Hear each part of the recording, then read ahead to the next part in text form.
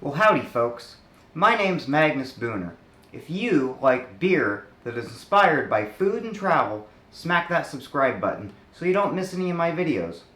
In this video, I'm going to teach you how to make a turkey meatloaf that actually tastes good.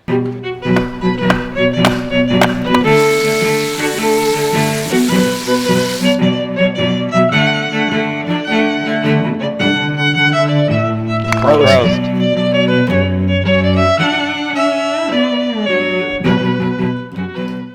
So we're going to make meatloaf out of this 93% lean ground turkey breast. This stuff is very healthy, but it takes some tricks to actually make it taste good. So we're going to utilize some food science to make a meatloaf that is damn tasty out of this healthy bullshit. Real quick, you're probably wondering, what does healthy bullshit have to do with beer and travel? Well, sometimes beer and travel makes me get a little thick around here, and I have to cut some weight. First 6 months of this year, I cut some weight. I lost about 20 pounds. Last couple years, I had a lot on my plate at work, and the stress caused some unhealthy habits that I had to get on top of. So I did. And one of the things that I did was watching my calories, especially my beer consumption, but making sure I was eating clean and healthy. This recipe uses Marmite and soy sauce. Both of these ingredients add glutamic acid, which helps with unami flavor. We're using some fish sauce. It adds isocyanuric acid, which also helps with that umami flavor. And then the big key are these Cremini mushrooms. They'll get chopped up and cooked down. They'll really add a lot of flavor to that flavorless poultry. We've chopped up these mushrooms very fine. I know some of you might be turned off by mushrooms. My brother Bob is one of those people. But the way these are processed so small, he doesn't like mushrooms, I think mostly because of the texture. Even he had to admit that this meatloaf is delicious. So this recipe is all mine. However, the process I stole from my favorite cookbook author, J. Kenji Lopez Alt. We do this in two parts. We cook the vegetable ingredients to get rid of the moisture, and that's also when we add our food science ingredients.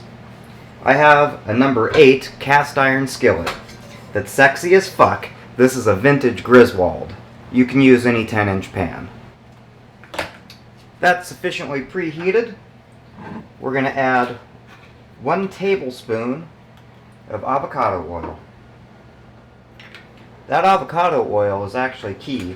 That meat is so lean, you need a little fat to make the shit taste good. We'll start by cooking down this diced onion. When I preheated the skillet, I did it on medium heat, number 5. Once I got the onions in, I went ahead and cranked her all the way up to 8, and I'm really throwing some heat at this. You can see all that water coming out of the onions. Alright, those onions are just starting to think about picking up some color, so now we're going to throw in those mushrooms. This is going to overload this pan a little bit, but once it reduces down, it's not going to be a problem.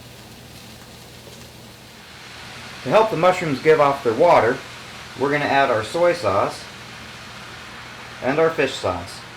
The salt in those will help things reduce.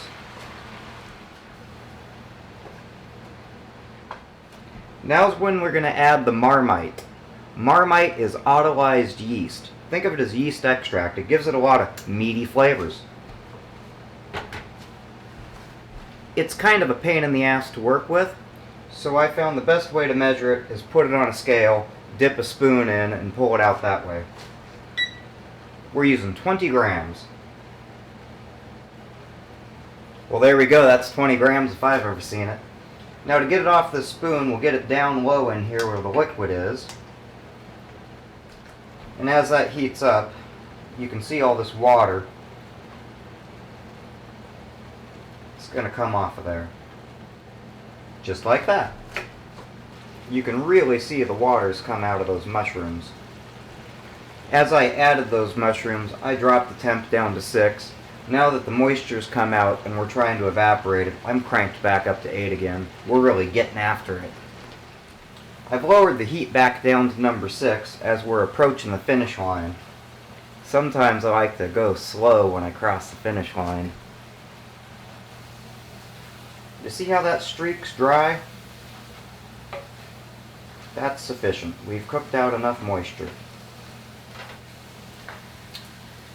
So this little pan of food science is what makes this recipe taste good. All the salt for the recipe was in that soy sauce, fish sauce, and Marmite. We're going to need this to cool off. It'll cool off a lot quicker if we get it out of that cast iron skillet. We're going to dump it in this bowl, set it aside, and start measuring out and prepping the rest of our ingredients while it cools. Just look at that. That is going to make this delicious. Before we start mixing, we're going to get our pan ready. That way we get our hands all meaty, only once.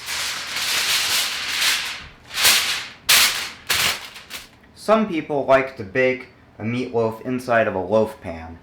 I never do that. I always like to freeform it on a pan. That way you get some nice melanoidins and toasty bits created on the outside of that meat. I like to put foil over the pan because it makes cleanup real easy. I'm going to put a little avocado oil on this foil so that the meatloaf comes off of it real easy.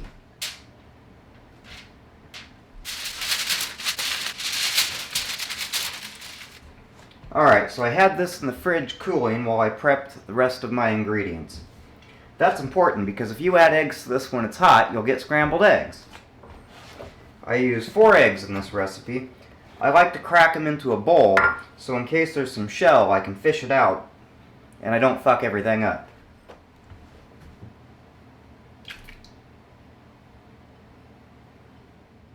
Most meatloaf recipes use some kind of a starchy filler. Often it's breadcrumbs, or oatmeal, or cracker crumbs, or something of that nature. When I developed this recipe, I found the thing that I liked the best was refried black beans. One, the black beans have a low glycemic index, which is important since this is diet food. And 2, they really help with the texture and bring some flavor to that flavorless meat. So we're going to add them now.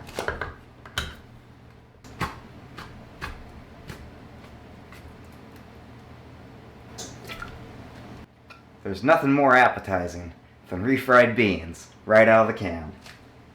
I like to add all my spices, mix this up, and then add the meat and mix it again till it's emulsified. This is 10 grams of fresh ground black pepper. I ground it in my mortar and pestle. Don't ever use pre-ground black pepper.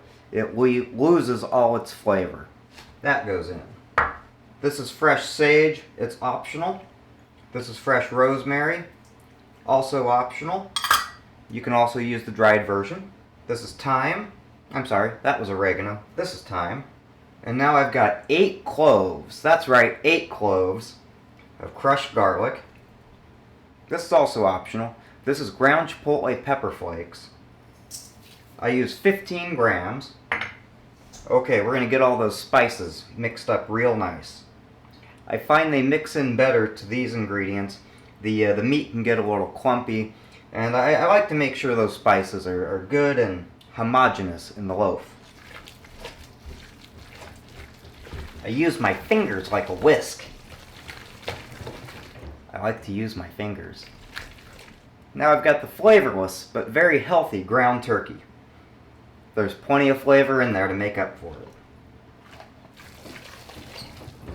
As those proteins mix up with the salt, and you mix this all around, it emulsifies. You can tell it's emulsified by the texture. It changes. It goes from feeling like meat to feeling like a sticky paste. We're almost there. Alright, we're calling that emulsified. It almost gets a firmer texture as it comes together. When in doubt, mix it more. I'm pretty sure you cannot overmix a meatloaf. It's like making sausage. I bet you can overmix sausage, though. Now we're going to form our loaf. Just like that. I like to monitor the temperature with some kind of a probe thermometer when I bake off a meatloaf. I'm going to use my meter. I typically bake this to about 150, 155, And then as I pull it out of the oven and it rests, it'll ramp up to 165, which is the safe temperature for ground poultry.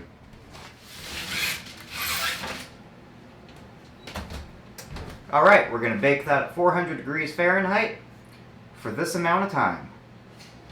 Alrighty, she is done and it is time to rest. We're going to set it on this trivet, let it cool off a bit, let those juices congeal inside before we slice it. I normally rest it for 10 minutes. I'll have the nutrition information down there in the description box since this is pseudo-diet food. The salt is just perfect. Those ground chipotle peppers give it a little zing. The herbal notes are on point. Look at that. Good job. I hope you enjoyed watching this video. If you did, be sure to give it a thumbs up and share it with your friends. You can find me on Instagram. This is my Instagram handle. You can find me on Twitter. This is my Twitter handle. And you can find me on Facebook. My name is Magnus Booner, and I'll be bringing you another epic video real soon. And I don't want to hear any fucking more.